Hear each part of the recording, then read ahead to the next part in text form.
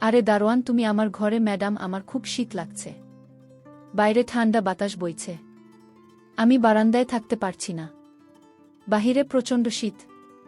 তাই আমি আপনার অনুমতি ছাড়াই আপনার রুমে চলে আসছি। আমি দারোয়ানকে বললাম, তাহলে এখন তুমি কোথায় থাকবে? আমার রুমে তো কোনো খালি জায়গা নেই। ম্যাডাম, আপনি আমার প্রতি একটু দয়া করুন। আমি মাটিতে বস্ত্র বিছিয়ে ঘুমিয়ে পড়ব।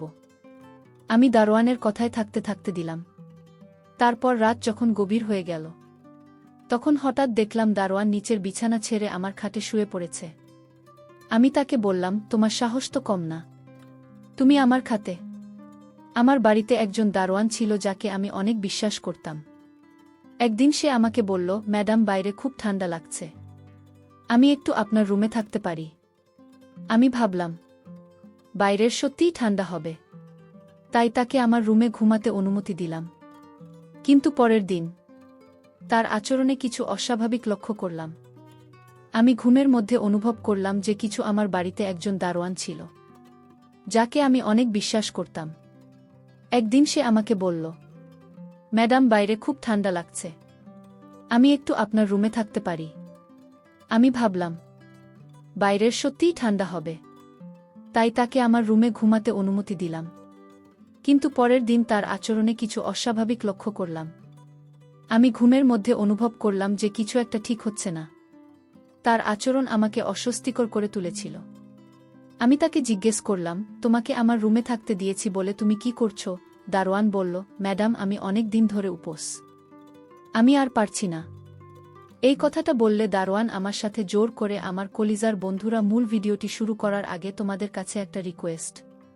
তোমরা যদি আমার চ্যানেল এ নতুন হয়ে থাকো তাহলে আমার চ্যানেলটিকে সাবস্ক্রাইব করে পাশে থাকবেন। তাহলে চলো এবার মূল ঘটনাটি শুরু করি। আমার নাম জয়া। দেখতে সুন্দর ছিলাম। 7 বছর আগে আমার বিয়ে হয়েছিল শাওনের সাথে। আমার স্বামী খুব ভাল ছিলেন। তিনি আমার সব কথা শুনতেন। একবার আমার স্বামী আমাদের বাড়িতে একজন ছেলেকে নিয়ে এলেন। তিনি বললেন, এই ছেলে অসহায়, তার কোনো আত্মীয় স্বজন নেই, সে আমাদের বাড়িতে কম বেতনে কাজ করতে রাজি, শুধু খাওয়া এবং থাকার জায়গা দিলেই হবে। আমার স্বামী খুবই কৃপণ ছিলেন, সবসময় বিনামূল্যে চিন্তা করতেন।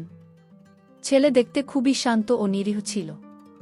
আমি স্বামীকে জিজ্ঞাসা করলাম, এই ছেলে তোমার কাছে কোথা থেকে এল? তিনি বললেন, আমার বন্ধুর বাড়িতে কিছু মাস কাজ করেছে, কিন্তু এখন সে বিদেশে চলে যাচ্ছে, তাই এই ছেলেটিকে আমাকে দিয়েছে। তুমি তাকে কিছু টাকা আর খাবার দেবে, আর সে তোমার জন্য সব কাজ করবে।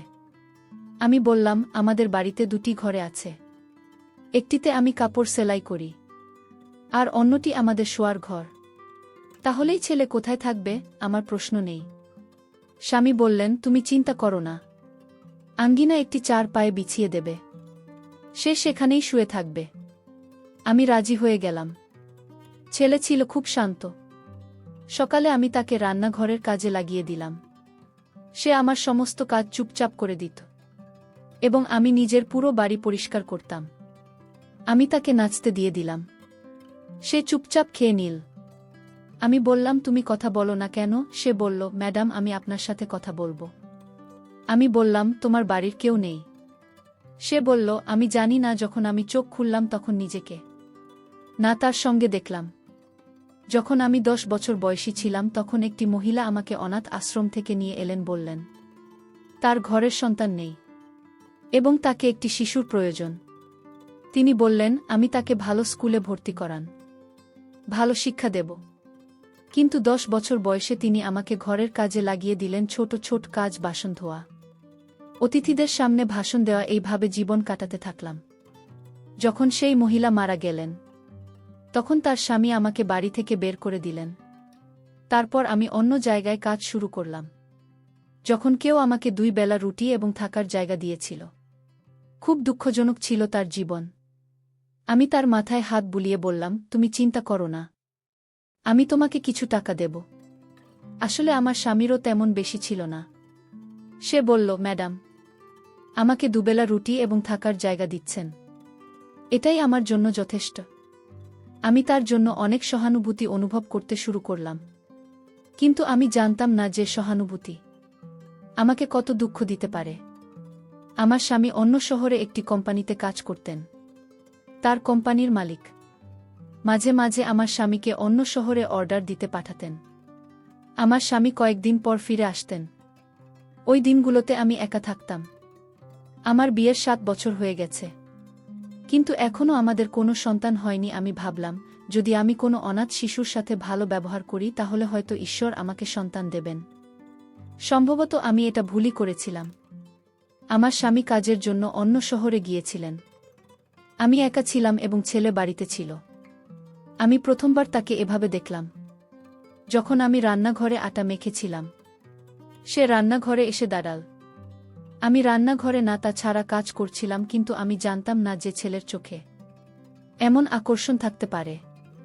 আমি যখন আটা মেখে দুপাটি নিয়ে রান্নাঘর থেকে বের হলাম, তখন আমি অনুভব করলাম যে যেন কেউ আমার পিছু পিছু আসছে। আমি দ্রুত ঘুরে দেখলাম সেই ছেলে আমার দিকে তাকিয়ে আছে। সে কখনো আমার মুখের দিকে তাকাচ্ছে, কখনো আমার দিকে। সে ধোঁয়ার অছিলায় দাঁড়িয়েছিল। আমি প্রথমে ভীত হয়ে গিয়েছিলাম। পরে আমি রান্নাঘরের দরজার সামনে ঝোলানো না তা নিয়ে আমার মাথা থেকে ফেললাম। আমি একটা খেয়ে একটি পাত্রে রাখলাম এবং ফ্রিজে রেখে দিলাম। তারপর আমি রান্নাঘর থেকে বের হয়ে নিজের কক্ষে চলে আসলাম। আমি ভাবছিলাম, কেন সেই ছেলে আমাকে এভাবে দেখছিল, কিন্তু পরে আমি ভাবলাম হয়তো এটা আমার কল্পনা। কিন্তু এই বয়সের ছেলে এমন করতে পারে না। তাই আমি বিষয়টিকে গুরুত্ব দিলাম না। তার পরিস্থিতি শুনে আমি তার প্রতি সহানুভূতি অনুভব করছিলাম। কিছুক্ষণ পরে আমি ঘর থেকে বের হয়ে দেখলাম সে বাড়ি পরিষ্কার পরিচ্ছন্নতা করছে। আমি বারান্দায় বসে তাকে দেখছিলাম। সেই কাজের প্রতি সতর্ক ছিল, কোনো রকম নেতিবাচক দৃষ্টিভঙ্গি ছিল না। আমি ভাবলাম হয়তো আমি তার সম্পর্কে ভুল ধারণা করছি। রাতে খাওয়ার পর সে বলল, ম্যাডাম, বাইরে খুব ঠান্ডা। যদি আপনি খারাপ না মনে করেন আমি আপনার রুমে ঘুমাবো। সে কথা সত্যি ছিল। শীতের মৌসুম শুরু হয়ে গেছে এবং বাইরের ঠান্ডা ছিল। আমি বললাম, তুমি আমার রুমে ঘুমাবে কোথায়? আমার রুম কোনো ফাঁকা ঘর নয়, একটি কাপড় সেলাইয়ের জন্য রাখা। সেখানে অনেক কিছু পড়ে আছে। কাপড় সেলাইয়ের যন্ত্র আছে এবং ঘরটা ছোট। তুমি যদি সেখানে আমার জিনিসগুলো জায়গা থেকে সরিয়ে ফেলবে এবং আমি আবার খুঁজে পাব। সে বলল, আপনিই না মনে করলে আমি আপনার রুমে ঘুমাব? আমি হঠাৎ করে বিস্মিত হয়ে গেলাম। তারপর সে বলল, ম্যাডাম, কি আমি মাটিতে বস্তু বিছিয়ে ঘুমাই? কিন্তু বাইরে খুব ঠান্ডা। তার কথা শুনে আমি তাকে আমার রুমে ঘুমাতে অনুমতি। কিন্তু তার মুখে আমি অদ্ভুত আনন্দের চিহ্ন দেখছিলাম, যেন সে অনেক খুশি হয়েছে। সে তৎক্ষণাৎ নিজের বিছানা তুলে এনে আমার রুমে মাটিতে বিছিয়ে শুয়ে পড়ল। আমি অন্ধকারে ঘুমানোর অভ্যাস ছিলাম, তাই আমি ঘুমানোর আগে রুমের লাইট নিভিয়ে দিয়েছিলাম। তারপর আমি আস্তে আস্তে গভীর ঘুমে চলে গেলাম এবং কখন আমি গভীর ঘুমে চলে গিয়েছি তা জানতেই পারলাম না। সকাল হলে আমি যখন ঘুম থেকে উঠলাম, আমার মাথা খুব ভারী লাগছে। হয়তো আমি বেশি সময় ঘুমিয়ে ফেলেছিলাম। আমি ঘড়ি দেখলাম 10টা গেছে। যদিও আমি সাধারণত 9টার আগে উঠে যেতাম, কিন্তু আজ আমার মনে হচ্ছে ছিলাম অনেক দেরিতে উঠেছি। আমি এখনও বিছানা থেকে উঠিনি। তখন আমি শুনলাম ওয়াশরুম থেকে পানি পড়ার শব্দ আসছে। আমি বিছানা থেকে নেমে দেখি ছেলেটি উঠে গেছে এবং আমার ওয়াশরুমে ঢুকে পড়েছে। তার সাহস দেখে আমি অবাক হয়ে গেলাম যে সে আমার অনুমতি ছাড়া আমার ওয়াশরুম ব্যবহার করছে। আমি ভাবলাম সে যখন বাইরে আসবে আমি তাকে বলব যে ভবিষ্যতে সে আমার রুমের ওয়াশরুম ব্যবহার না করে। যখন সে ওয়াশরুম থেকে বের হল, আমি দেখলাম সে গোসল করে বের হয়েছে। তার মুখে এক ধরনের অদ্ভুত হাসি ছিল। আমি অনুভব করলাম আমার চুল এলোমেলো হয়ে আছে, যদিও আমি ঘুমানোর সময় আমার চুল ঠিক করে বেঁধে রেখেছিলাম। আমি তৎক্ষণাৎ আমার চুলের বন্ধন সেরে নিলাম। এরপর আমি রান্নাঘর থেকে বের হয়ে এসে দেখলাম সে বাড়ির কাজ করছে। তার মুখে কিছু অদ্ভুত আনন্দ ছিল। আমি কৌতূহলী হয়ে ভাবলাম কেন তার মুখে এমন হাসি? হয়তো আমি তার প্রতি ভুল বুঝেছি। সন্ধ্যায় আমি হালকা খাবার তৈরি করে রেখেছিলাম। আমি গরম খাবার নিয়ে এসে দেখলাম সে মেঝেতে বসে আছে এবং অপেক্ষা করছে। আমি খাবার তার সামনে রেখে দিলাম এবং সে ধীরে ধীরে খেতে লাগল। তার চোখের কোণায় আমি আবারও সেই অদ্ভুত দৃষ্টি দেখলাম। আমি বুঝতে পারছিলাম কিছু একটা অস্বাভাবিক হচ্ছে, কিন্তু ঠিক কী ঘটছে তা বুঝতে পারছিলাম না। রাতে আমি বিছানায় শুয়ে চিন্তা করতে থাকলাম। আমার মনে হচ্ছিল তার প্রতি আমার অতিরিক্ত সহানুভূতি তার আচরণের কারণ হতে পারে। আমি ঠিক করতে পারছিলাম না কিভাবে এই পরিস্থিতির মোকাবিলা করব। কিছু সময় পর আমি ঘুমানোর প্রস্তুতি নিলাম এবং আলো নিভিয়ে দিলাম। রাতের অন্ধকারে আমি হঠাৎ অনুভব করলাম ঠিক কিছু একটা ভুল হচ্ছে। আমি চোখ মেলে তাকালাম এবং দেখলাম ছেলেটি ঘরের মধ্যে হেঁটে বেড়াচ্ছে। আমি অস্বস্তি বোধ করলাম এবং ধীরে ধীরে উঠে বসে পড়লাম। আমার মনে হচ্ছিল কিছু একটা ঠিক হচ্ছে না। আমি তাকে প্রশ্ন করলাম, তুমি এখানে কি করছো? সে আমার দিকে তাকিয়ে বলল, ম্যাডাম, আমি জানি না। আমি শুধু আপনাকে দেখার চেষ্টা করছি। আমি আপনার প্রতি খুব কৃতজ্ঞ। আপনি আমাকে এত সুযোগ দিয়েছেন। আমি তার কথা শুনে কিছুটা অবাক হলাম। তার বক্তব্য শুনে মনে হচ্ছিল সে আসলে তার নিজের ভিতরের অনুভূতি কথা প্রকাশ করতে পারছি না। আমি তাকে শান্ত করার চেষ্টা করে বললাম, তুমি যদি কোনো সমস্যা অনুভব করো তাহলে আমাকে জানাও, আমি তোমাকে সাহায্য করতে চাই। কিন্তু সে মাথা নিচু করে বলল, না ম্যাডাম, আমি কোনো সমস্যা নেই। আমি শুধু আপনাকে দেখছি। আমি আর কিছু বললাম না এবং ঘুমানোর চেষ্টা করলাম।